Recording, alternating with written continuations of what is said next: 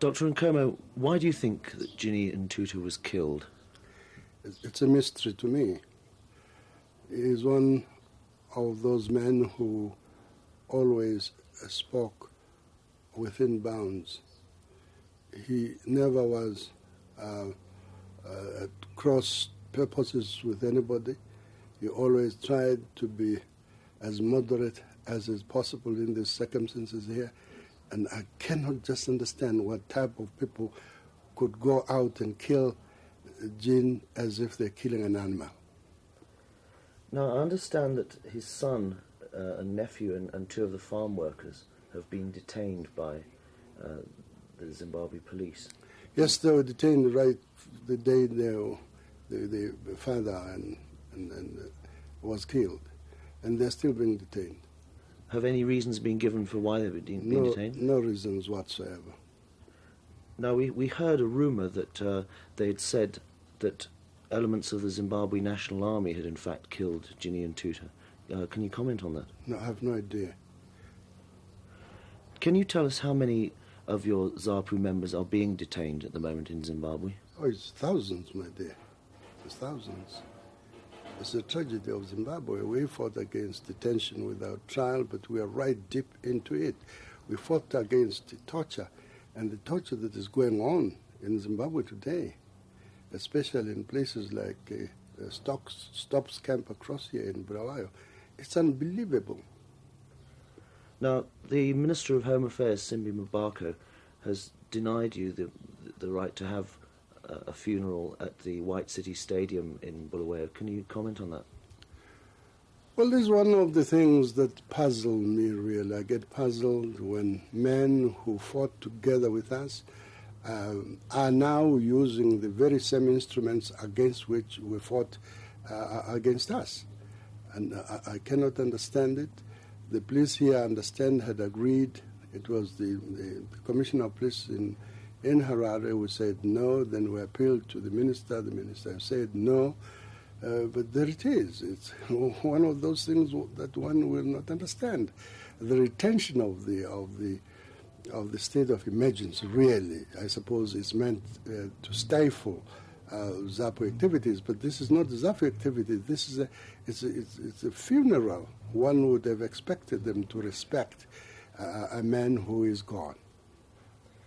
Now, Minister Enos Nkala has said that the weapons used to kill Senator Mervyn Ndlovu came from your house. Well, it's one of those things that Nkala will always talk about, you know.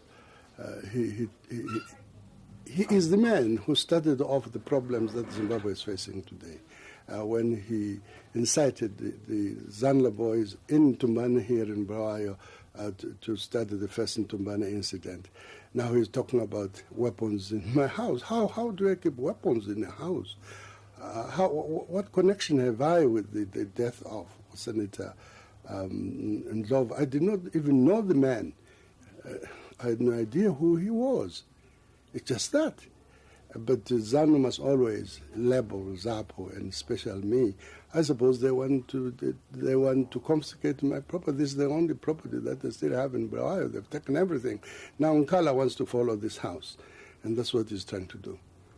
Now, there have been quite a few calls in the House of Assembly in Zimbabwe for your detention. Do you think it's likely that you will be detained? And anything is possible in Zimbabwe today. Now, you know, what surprises me, when a man is to be arrested, it is the police that decide. You don't get over and say detain him because he's a political opponent. And suppose they're just frightened of my presence, really. Detain him. This song has been going on since 1982. When I was fired from my ministry. And it was the song, kill him, detain him, chase him out of the country, and so on and so forth. Why this should be, no one has ever explained, but I've learned to live with it. We've heard that 5th Brigade have in fact been deployed in and around the townships of Bulawayo. Do you know anything about this? Well, there have been quite a lot of military movements in Bulawayo here. Some armored cars have been driven around, even past my house here, for the last 3 weeks now. Now, the resignation of Cephas Masipa from the party, has that surprised and dismayed you? Well, not really surprised me. Masipa has been one of those men who was always out of step, just a bit out of step. But he's a nice man. He's an honest person. And I think really what made him finally resign was the pressures that were put on him after they were dismissed by Robert Mugabe. His drivers were arrested. He was being accused of having planned the murder of Senator Ndlovu in Abide Bridge and so on. I suppose those were pressures they felt he might give in, and he has given in. Whether he's going to join ZANU, I don't know. I've just said to him, good luck, whatever you choose to do. Thank you for all you have done while you were with us. How much do you think that the resignation of your Secretary General undermines the credibility of ZAPU as a party? No, nothing at all. Nothing at all.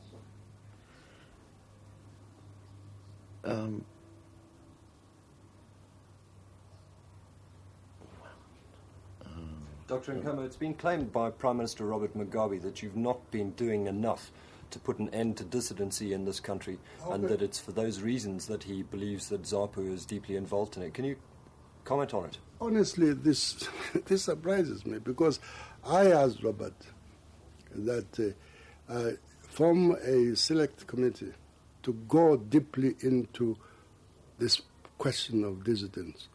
He has refused. He says, well, we know who they are.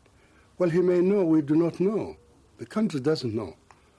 And as a matter of fact, it would help him to say, yes, after these people have looked into this question, they believe it is ZAPU and yourself. But he has refused.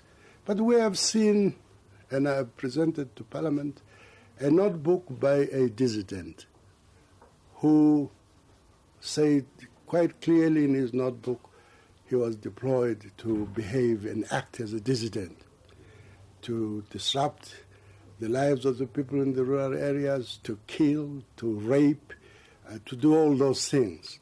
And he said there were 5 in his group, in his report.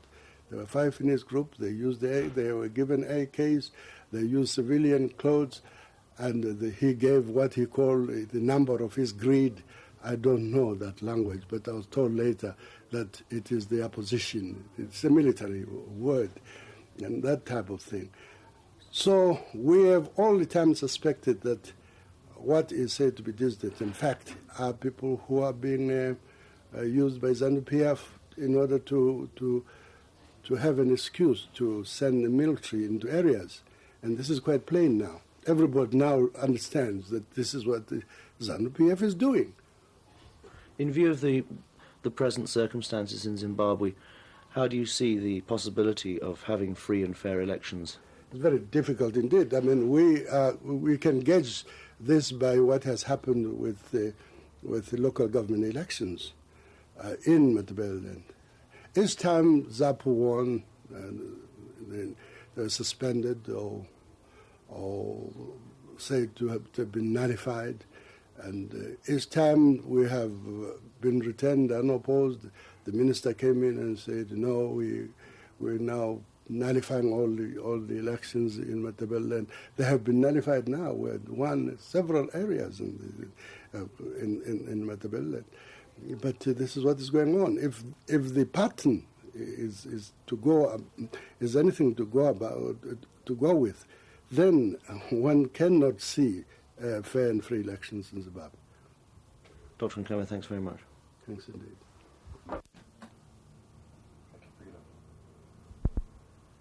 Dr. Nkomo, it's been said that the killing of Jin and Tutor is a tit-for-tat killing as a result of the death of Senator Ndlovu. What do you say to that?